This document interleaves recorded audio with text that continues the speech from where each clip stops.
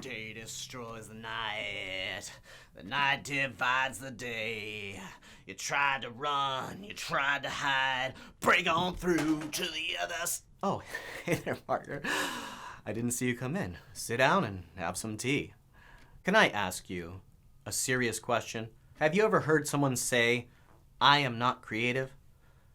Every time I hear that, I kind of just shrivel up and die a little bit inside because it just feels wrong. Partner, just think about it. If I had a penny for every time I heard someone utter those words, well, I'd have a whole lot of pennies. And you know what I'd do with all of those pennies? I'd take them to the nearest wishing fountain, and I'd flick them in one at a time, and I'd wish that each of those individuals had more confidence about their creative ability.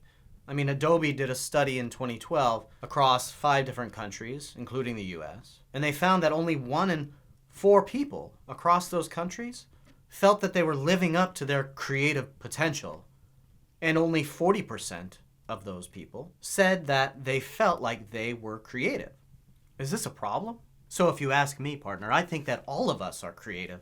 In fact, I think that it is a core function, a feature, characteristic of the human mind, maybe the defining characteristic that has made our species so successful. How do I convince people that being creative it's not something that's reserved for just the gifted, the creative geniuses of the world, but that this is actually a superpower that all of us possess? So I thought, well, it's good to start at the beginning. I'll define creativity, and I can talk about how we measure it and how we can get more of it. But you know how when you really dig into a topic, you start realizing how much more complex it is than you originally thought? At some point, I just felt like I hit a wall. And I thought, forget it. I'll just move on to an easier topic. Clearly, this is a challenge that requires a creative solution that is just beyond me. I felt like Luke Skywalker trying to raise the X-Wing out of the swamp. I wonder if Yoda might have had any advice for me in this moment. You know what? Let's check it out. Always with you what cannot be done.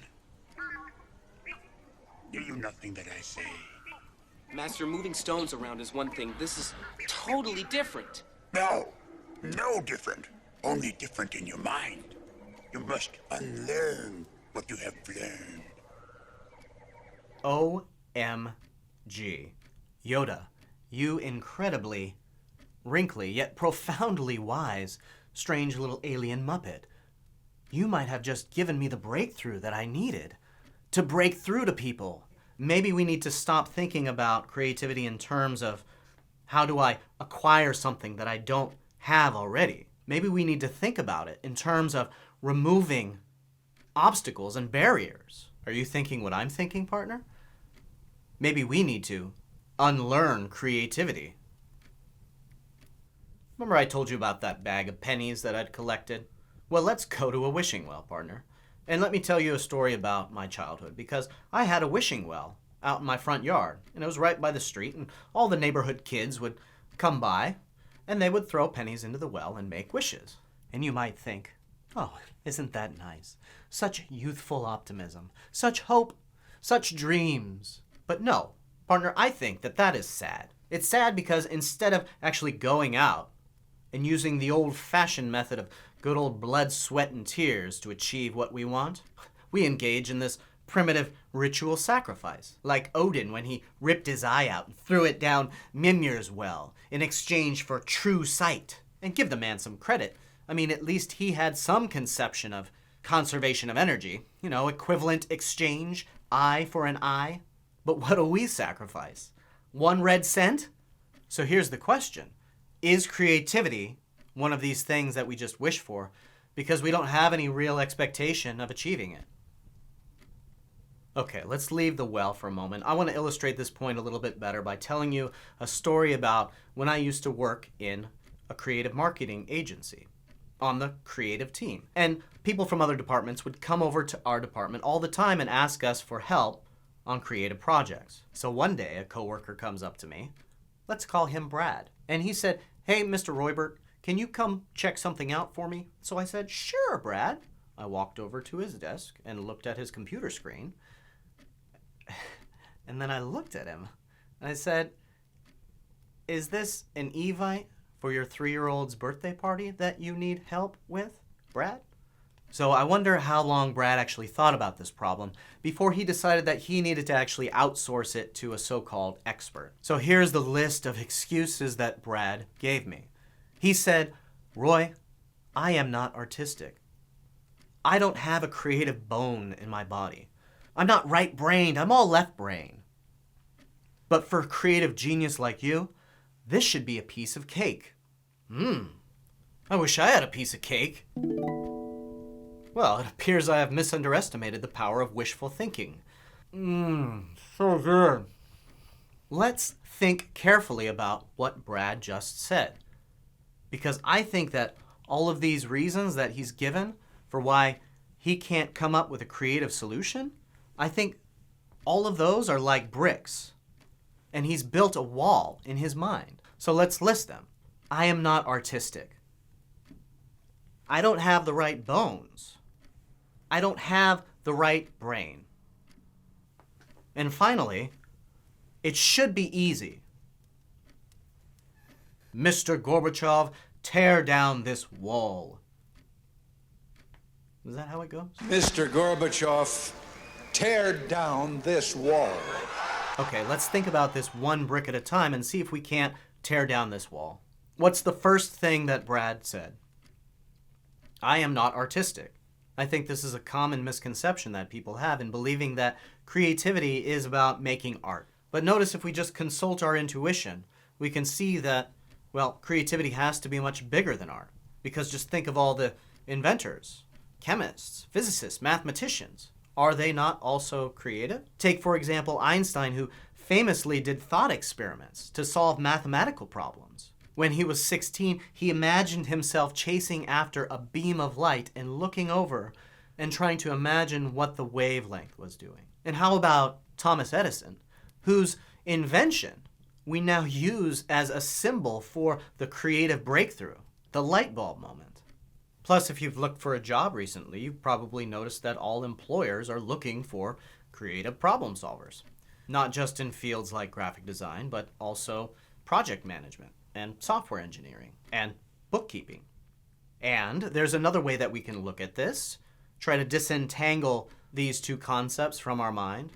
Let's think about the difference between an instance of art, a particular performance, and the original concept or idea. Imagine I decide to go out to open mic night at the Irish pub and sing Another Brick in the Wall by Pink Floyd. Is that a creative act?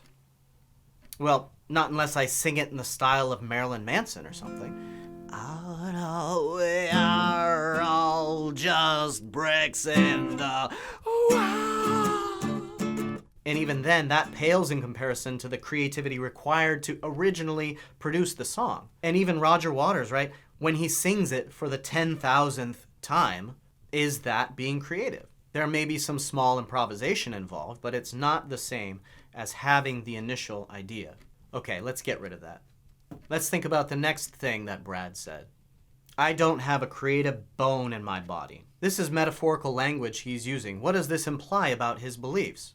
He thinks that it's biological, genetic. He either inherited or didn't inherit the gene that gives him the ability to be creative from his parents. Have you ever accused your siblings of stealing all the fill-in-the-blank genes from mom and dad? Like you were playing some sort of genetic draft as children? Darn you, partner, you took all of the looks. You took all the charisma. You took all of the creative talent. So is creativity one of these things that we inherit? Well, as it turns out, there was a famous twins study that showed that unlike IQ, which was determined to be about 80% inherited, creativity was only 30%. So there could be some small genetic effect, but even if you didn't inherit those right genes, that 70% still gives nurture a lot of wiggle room to come in and step up to the plate. Let's get that brick out of here. What was the third thing that Brad said? Oh yeah, I don't use the right part of my brain. You've heard this before, right? The idea that you're either left brain or right brain dominant, and that depending on which one you are, that determines what career that you can have and what types of activities that you should or shouldn't engage in. This myth is so pervasive now that it might surprise you to learn that it is mostly a steaming pile of pop psychology poo-poo. Now, I'm not saying there can't be a grain of truth to it. After all, there is differentiation across the hemispheres. But most modern researchers think that has more to do with handedness. So if you do things with your dominant hand like write language that you don't do with your other hand, you might expect, since your brain hemispheres control opposite sides of your body, that there might be some sort of asymmetry in the development. Plus, if you put people in a brain scanner and ask them to do creative tasks, you see both hemispheres light up.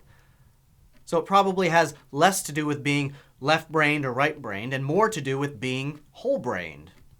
So we need to get that myth out of here.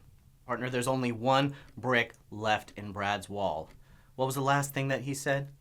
That for an expert, for a creative genius, it should be a piece of cake. It's just easy. Is it? Okay, because I trust you, partner, I'm going to let you in on a little secret, but don't tell anyone. When I'm actually engaged in a creative activity, I don't feel like an expert. I feel anything but creative in that moment. Half the time I'm just sort of tinkering around and hoping that something miraculous will happen.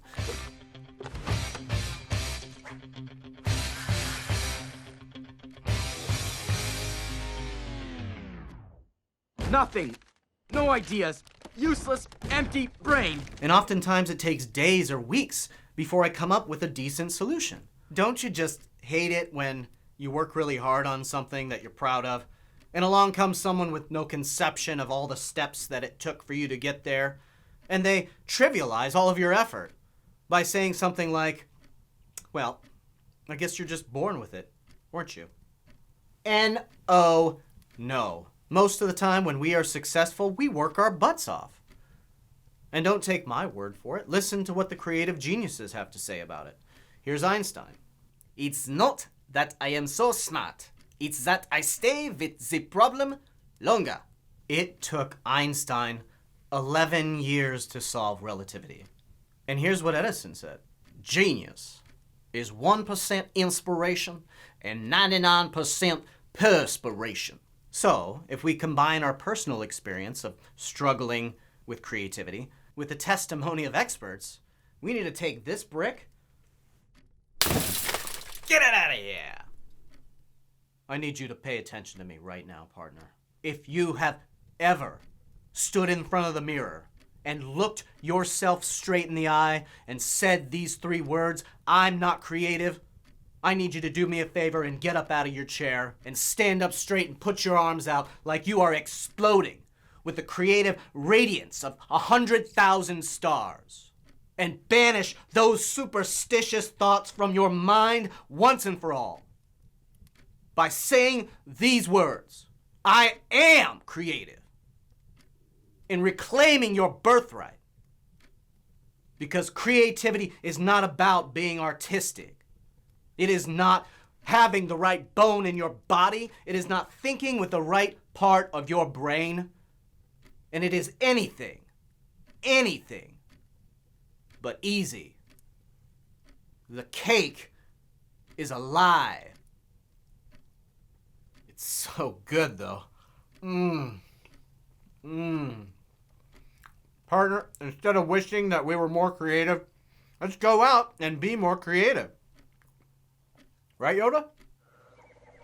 All right, I'll give it a try. No. Try not. Do.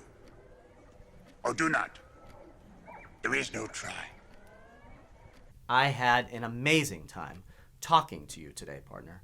And if you had fun, make sure to subscribe.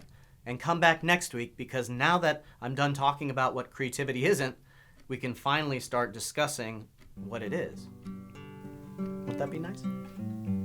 I'll see you next time.